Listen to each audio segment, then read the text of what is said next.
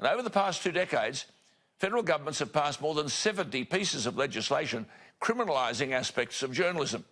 A Senate inquiry on this very issue continues in Canberra. But starting yesterday, the entire media industry is joining forces on a campaign to support the right of the public to know. You'll have seen this on the front pages of newspapers yesterday. Every front page was deliberately censored, as opposed to the caption, which said, "Your right to know." In other words, the front page was a metaphor of the problem. What information was crossed out?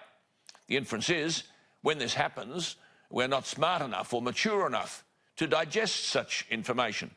Successive governments of both persuasions have taken the view that they will determine what we have a right to know. And if you step out of line, government and its instrumentalities like the federal police will go after you. I should say here that the Morrison government, through Peter Dutton, emphatically argued that the raids were not directed by the government, and we are entitled to believe them. But as I said, it is the existing laws which give outfits like the Federal Police the power to do what they did. Michael Miller is the Executive Chairman of News Corp, and he is with us at News Corp's Sydney headquarters, and he joins Peter and me. Michael, thank you for your time. What is the issue here? The issue is that the public are not getting the information that they require. I think there's a growing mistrust that politicians are passing laws which enable them to classify, as you say, documents top secret, and that they feel that the governments and our parliaments and governments of all levels, council, state and federal, are hiding behind these laws that they've introduced over the past 2 decades, and that there's something out there which they're not getting the opportunity to hear about. Earlier this month, a ministerial direction was released from Christian Porter, the Attorney-General, in which he stated that the prosecution of journalists under all of those federal laws could no longer take place unless permission had been gained from the Attorney-General. Does that improve the situation at all? Well, there's a degree of irony in Parliament yesterday where the Prime Minister called out the fact that no one politician on a whim should be able to decide who gets persecuted and who doesn't. And that's not the kind of country that he wants Australia to be. However, the reality is that we do live in that country, and that on either his good grace or through his own choice, we're in a situation where a single politician decides who can be persecuted, who could be charged and who won't be. The other thing, sorry, I'll just come to Peter in a moment because I know she has concerns from a different perspective here, but let's ask one other point here. Given that these raids took place in June and it's now October, have your staff, News Corporation, the ABC, been informed in any way at all as to whether prosecutions will follow? Do you have this stuff still hanging over your head? We do. And Annika Smethurst, for 4 months here, has been in a situation where she is in that uncomfortable limbo of not knowing whether she's going to be charged or not. Peter. Michael, I come from the perspective, it's a little bit different, I guess, in that, yes, I'm in the media now, but I held a top secret clearance for well over a decade, right? So I've seen some of the stuff that I don't necessarily think is helpful to intelligence and security agencies to be in the public domain. But I'm also very conscious, things like the Prime Minister refusing to answer questions in relation to did he or did he not have any involvement in asking for an invitation of Brian Houston from Hillsong Church to attend a function in the White House, and that's now been tied up in another round of FOIs. Like, just answer the question, did he or didn't he? I find that's very frustrating, and the issue of Alan Kessing I find also very, very disturbing. How do we get the balance right? How do you keep the stuff that really shouldn't be in the public domain and allow governments to have rules that if you leak it as the public servant or the staffer, the book should be thrown at you, and you're right as a proprietor to keep government honest? Yeah, I think one is that looking at the laws that have been passed, 80 in 2 decades. It's what the New York Times has now described as the world's most secretive democracy. We need to go back and look at those laws and whether they're intended for security purposes or intended to allow politicians to hide behind decisions they've made. And so I think that's the first area. Let's review the laws. Secondly, a right to contest. In other countries around the world, there is a right to contest in a closed court whereby the media can, an independent judge can balance up the need of the public to know and national security. I would challenge our politicians that respectable and I suppose professional media and not digital areas of misinformation. On what occasions have we put our country in harm?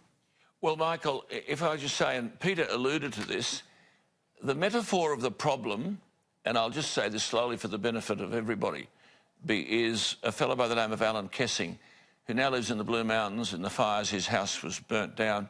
He lives in a little shed. Alan Kessing was a very distinguished public servant, very dedicated. He had written several reports about the vulnerability of people to security breaches at Sydney Airport, and he'd argued that there were major security problems. No one in the Howard government was prepared to accept what were, I suppose, embarrassing reports that he had compiled, heavily researched about Sydney Airport.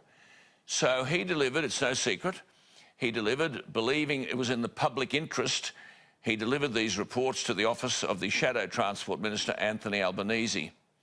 As a result, your newspaper, the Australian newspaper, published this stuff on the front page. The government went after Alan Kessing. He was prosecuted for leaking this material to the media. He was convicted.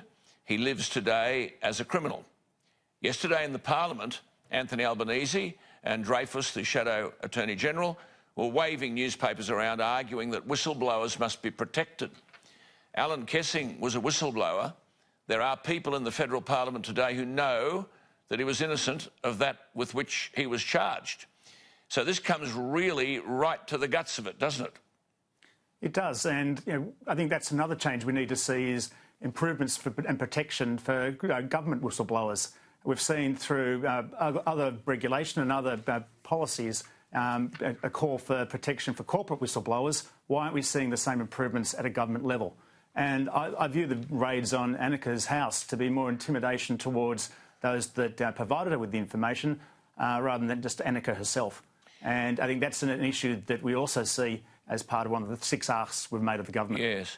If I could just say to both of you, I mean, the tax office is no better than government. I mean, there's a fellow by the name of Richard Boyle, a former tax office employee, who was very, very concerned about the fact that he believed the behaviour of the tax office was very damaging to the freedom of individuals, and people were having their wages garnished without their permission, and there were a whole range of other things happening to someone who was indebted to the tax office. He could get no satisfaction. There was an investigation to his complaints that lasted 15 days and he was told to go away. He spoke to the very reputable financial journalist Adele Ferguson, and they ran very significant stories about this repressive behaviour of the tax office. This man now faces 161 years in jail. He's currently being bailed. I mean, this business about whistleblowers, Peter, is an enormous issue, isn't it? Yeah, look, I think you're right. And you remember the Giant Patel case in Queensland, Dr. Death. I think that there has to be, both at a state level and a Commonwealth level, serious protections for whistleblowers. But just on the case of Annika Smethurst, I don't think there should be any legal action against Smethurst, in my view. I don't think there's any harm in the way that she has behaved as the journalist. I guess, the tough sort of staffer in me, though, would throw the book at the public servant, let's assume, or staffer who leaked the information in the first place. And I'll tell you why. Because the idea that you spy on Australians would be a very dramatic change in our law. So if the government ever took that decision, it would have to go through the parliament. There'd be plenty of scrutiny. We'd all see it for what it is. And I think it'd be dropped really quickly. But what happened here was some bright spark in the department came up with the idea, shot it into the National Security Committee. Both of the ministers said, not over my dead body, this is the dumbest idea I've seen, and they promptly threw it out. It disappeared and then turned up as a newspaper story that looked like the government was going to do something in this area, which it had rejected. My worry is we are so lacking in ideas coming out of the public service, Michael, and if we constrain them to such a point that everyone becomes so constipated in the system about coming up with ideas, lest they leak, lest they end up in the media, we're not going to have the old frank and fearless and robust exchange of ideas that we used to have, I think, in public life 20 or 30 years ago. And I know myself, working in the system, most of my conversations never happened on email, never happened in written form because of FOI. Everything was conducted over the phone or face-to-face meetings. And that's really hard to run a big business or a big government nowadays like that. I think our democracy survives on the free flow of ideas, that open debate, and that we don't want to constrain progressive thinking in any way, but we also don't want to ensure the public are not in a position they know what their elected politicians who they pay for, what they're considering either. And that we don't want to live in a secret society, we want to live in an open government. And this is really an issue of transparency.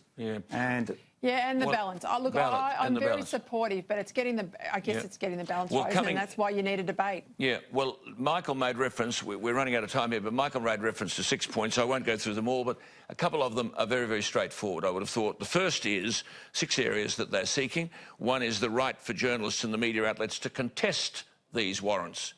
And I think that's a pretty common sense view. Adequate protection for whistleblowers. And that's the Kessing metaphor and others. And a new regime limiting which documents can be classified as secret. I know when I was working in government, they wanted to shove a secret stamp on every damn thing, which I sort of couldn't quite believe. A properly functioning freedom of information system. So I think all of those are perfectly legitimate reforms.